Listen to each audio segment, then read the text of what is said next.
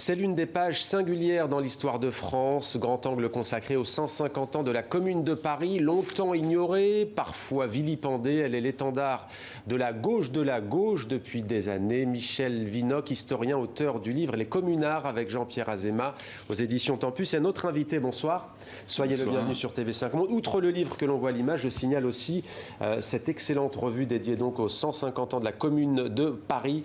Elle pose une question, le grand rêve de la démocratie directe. Qu'en pensait Marx, par exemple, notamment 18 mars 1871, Paris se soulève. Alors justement, dites-nous pourquoi, il y a 150 ans, il y a cette insurrection. Quel est le contexte et pourquoi? La Commune de Paris a été la dernière guerre civile qu'on ait connue en France. Et ça a été une guerre terrible. Terrible parce qu'elle s'est achevée par ce qu'on appelle la semaine sanglante, entre le 21 et le 28 mai 1871, qui a fait, alors là, sur les statistiques des morts, on discute, mais en tout cas des milliers et des milliers de morts qui ont été fusillés par l'armée régulière, sans procès évidemment.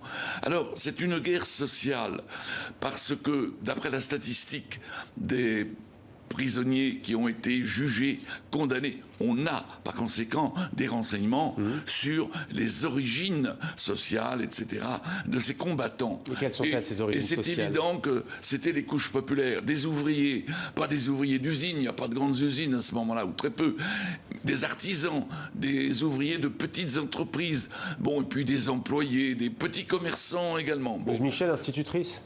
Oui, des instituteurs, des institutrices. Et là, vous dites institutrice parce que vous pensez peut-être à Louise Michel et aux femmes qui ont joué un très grand rôle dans cet affrontement. Alors, ce qui est complexe et difficile à comprendre, c'est que si c'est une guerre, effectivement, une guerre sociale, elle a commencé d'une autre manière. Au sein de la guerre franco-prussienne et au sein du siège de Paris. Vous savez que Paris a été mise en blocus par les Prussiens pendant plus de 4 mois. Ça a été terrible, puisque question d'alimentation, bombardement, épidémie, etc. Et les Parisiens se sont défendus. En même temps, ils ont été très montés, très furieux contre un gouvernement provisoire qui ne voulait pas faire la guerre, c'est-à-dire qui ne voulait pas faire la sortie en masse, etc. Mais vous dites guerre sociale, mais quelles étaient les revendications? Quel était le mot d'ordre? Quel est le cœur battant de la Commune de Paris? Alors attendez, je vous dis d'abord, ça a été, on peut dire, une guerre patriotique, la jeunesse de la Commune, c'est un ressentiment patriotique. Blanqui, qui est un grand socialiste, a un journal qui s'appelle La Patrie en danger. Et ce sont des gens qui ont été frustrés, ils ont le sentiment d'avoir été trahis, abandonnés, livrés. Et puis voilà que des élections ont lieu après la fin du siège de Paris et la majorité de l'Assemblée est monarchiste. Donc deuxième thème, c'est le thème républicain. La défense de la République. Et puis cette Assemblée monarchiste va prendre une série de mesures contre Paris qui va provoquer la colère de Paris. Et il se trouve que Paris est encore armé. Je veux dire par là que ceux qui ont été des protestataires contre le gouvernement, etc., sont mobilisés dans ce qu'on appelle la garde nationale, qui a une fédération qu'on appelle, c'est pourquoi on les appelle les fédérés, le mur des fédérés. Alors ça, c'est pour, voilà, vous avez bien posé le constat, parce que c'est passionnant de vous écouter, on pourra en parler des heures, on va essayer de comprendre aussi ce qu'il en reste, parce que c'est vrai que je le disais, à part la gauche de la gauche, pendant des décennies, tout le monde ne s'en revendiquait pas. On a questionné Jean-Luc Mélenchon, le patron de la France insoumise, parti de la gauche radicale française. Écoutez-le là d'abord sur la symbolique de cette période de l'histoire de France. C'est Maëva de Froyenne qui l'interrogeait. La puissance évocatrice de la Commune de Paris continue. On dit de Paris, ce qui est un peu injuste parce qu'il y avait des communes un peu partout en France. Mais elle est là, elle est très vivante, avec une signification essentielle. Le pauvre peuple devient le maître. Les femmes et les hommes se retrouvent unis dans le combat et dans la mort. Et puis, on passe du drapeau bleu-blanc-rouge de résistance à l'invasion prussienne, alors que les bourgeois avaient capitulé, au drapeau rouge de l'insurrection sociale. Et c'est ce mélange qui est très français, parce que vous retrouvez la même chose à la Libération en 1945, et dans les moments essentiels de l'histoire de la patrie, il y a presque toujours cette conjonction-là. Mais la Commune, elle est hors du commun. Il vous rejoint quand même dans ce que vous dites, hein, le drapeau oui. bleu, blanc, rouge et le drapeau rouge. Et le grand rêve de la démocratie directe, on n'a pas encore dit le mot. Est-ce que c'est encore possible de réenchanter le rêve pour des partis de gauche, selon vous ? Bon, la Commune appartient vraiment à l'histoire. Faire des rapprochements, c'est difficile. Les époques sont différentes. Ce qui est vrai, c'est que la Commune a été une histoire, mais a été aussi un mythe force, j'entends. Ce mythe, alors vous l'avez très bien dit, alors que la Commune a été mise entre parenthèses, oubliée, occultée, par l'histoire officielle, celle des manuels de classe pendant très longtemps, c'est une parenthèse, bon, et qui a transmis, si vous voulez, l'idéal de la Commune, la mémoire de ses combattants, c'est le mouvement ouvrier, avec traditionnellement le défilé au mur des fédérés. On sait maintenant que les fédérés, c'était ceux qui appartenaient à la fédération de la garde nationale, les vrais combattants par conséquent, et en revanche, en face, il y a eu je dirais, un commentaire tout à fait réactionnaire, furieux, haineux même.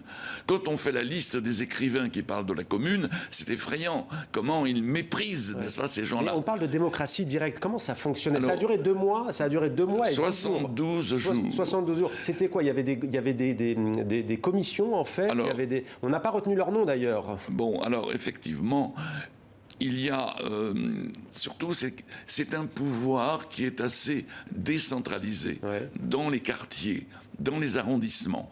La garde nationale, qui est l'armée de la Commune, elle est organisée justement de cette manière, avec des légions dans chaque arrondissement. Des délégations. Ce qui est de la démocratie directe, par exemple, ils élisent leurs officiers.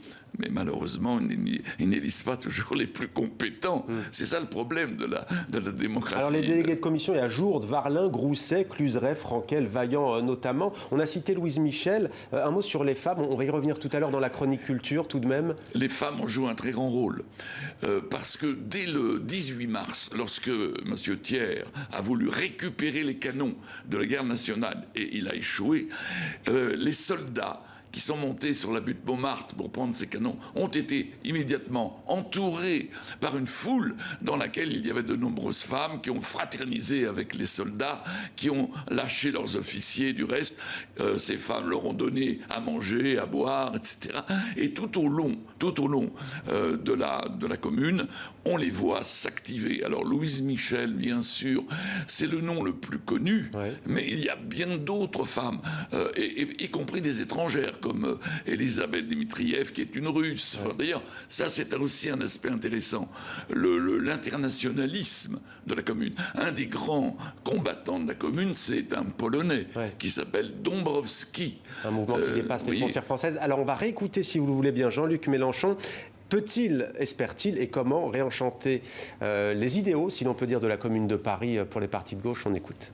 La leçon à retenir de la Commune, c'est qu'il faut qu'il y ait une capacité d'intervention populaire permanente dans les institutions, pas seulement le jour du vote. Et c'est pourquoi on pense au référendum d'initiative citoyenne qui avait été demandé par les Gilets jaunes, au référendum révocatoire pour pouvoir dire à un élu « bon, ça va, rentre à la maison, t'as assez vu » en cours de route, qui sont des choses qu'on a déjà vues dans l'histoire de France. Pendant la Commune, les délégués sont révocables à tout moment.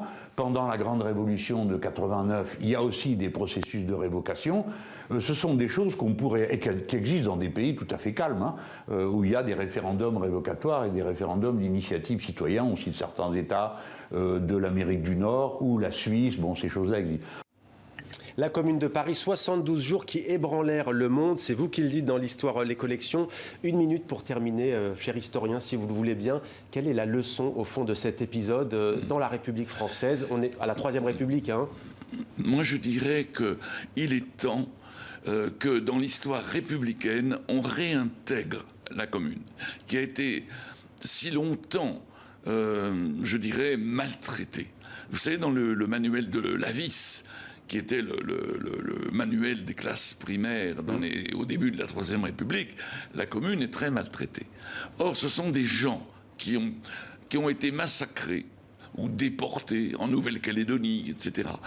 Et qui ont eu, du point de vue de la République, l'idée quand même, la conviction de se battre jusqu'au bout contre l'envahisseur, et deuxièmement, de défendre la République contre une assemblée monarchique. Merci. Ensuite, sur place, quand la commune était née, de se livrer à un certain nombre de réformes. Je vous en donnerai simplement deux. Rapidement. Oui, deux. Leur nom. La séparation de l'Église et de l'État, c'est la République qui va la faire. Et l'école obligatoire laïque et gratuite, c'est la commune qui l'a instaurée. Et ben voilà, c'est très concret. Merci beaucoup, Michel Vinocq. Les communards, donc, c'est votre livre que l'on peut lire et relire. Et puis, La commune, grand rêve de démocratie directe. Donc, c'est la revue que vous avez fondée, l'histoire. Et c'est donc dans la série Les Collections à Orsay. Merci à vous.